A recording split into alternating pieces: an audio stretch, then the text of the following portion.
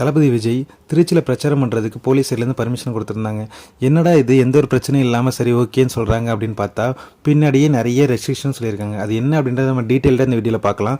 So first என்ன அப்படின்னு பார்த்தீங்கன்னா, திருச்சியில் சனிக்கிழமை வந்து பிரச்சாரம் பண்ண போகிற தளபதி, அதுக்கு 10:35 11 மணி வரைக்கும் தான் நீங்கள் பிரச்சாரம் பண்ணணும், அதுக்கு அடுத்து நீங்கள் பிரச்சாரம் பண்ணக்கூடாது அப்படின்ற மாதிரி சொல்லியிருக்காங்க.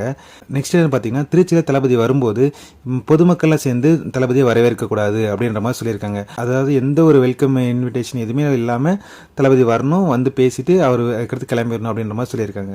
நெக்ஸ்ட் என்ன அப்படின்னு பார்த்தீங்கன்னா, திருச்சியிலேருந்து ரோட் ஷோ எதுவுமே பண்ணக்கூடாது. தளபதி வந்து வண்டிக்கு மேலே இருந்து பொதுமக்களை பார்த்து கை காமிச்சிட்டே வருவார், பின்னாடி நிறைய மக்கள் எல்லாம் வருவாங்க. அந்த மாதிரி எந்த ஒரு நிகழ்ச்சியும் எதுவுமே நடத்தக்கூடாது அப்படின்ற மாதிரி சொல்லியிருக்காங்க.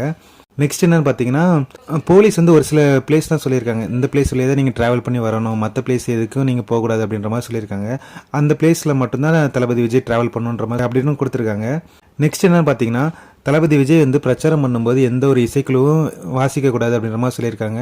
அடுத்து என்னென்னு பார்த்தீங்கன்னா, கொடிக்கம்பம் பக்கத்துலேயே வந்து எம்ஜிஆர் சிலை இருக்குது, அது சுற்றி இருக்க அந்த கம்பத்து மேலாம் ஏறின்னு பொதுமக்கள்லாம் தொண்டர்கள்லாம் சேர்ந்து பொதுமக்களுக்கு இடையூறு எதுவும் பண்ணக்கூடாதுன்ற மாதிரி சொல்லியிருக்காங்க.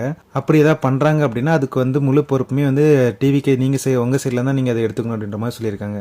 நெக்ஸ்ட் என்ன பார்த்தீங்கன்னா, தளபதி விஜய் வந்து பார்க்கறதுக்கு நிறைய தொண்டர்கள் வருவாங்க, அவங்க எல்லாருக்குமே வந்து தேவையான தண்ணி ஏற்பாடு எல்லாமே டிவிகே சைட்லேருந்து தான் பண்ணணுன்ற மாதிரி சொல்லியிருந்தாங்க.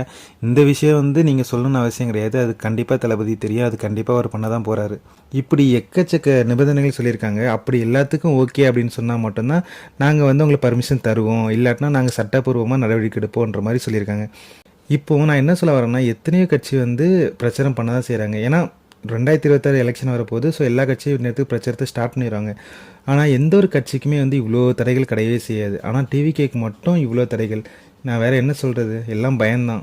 இப்போ இவ்வளோ தடைகள் போலீஸ் இல்லைன்னு சொல்லியிருக்காங்க. இதை பற்றி நீங்கள் என்ன நினைக்கிறீங்க அப்படின்றத மறக்காமல் கீழே கமெண்ட்டில் சொல்லுங்கள்.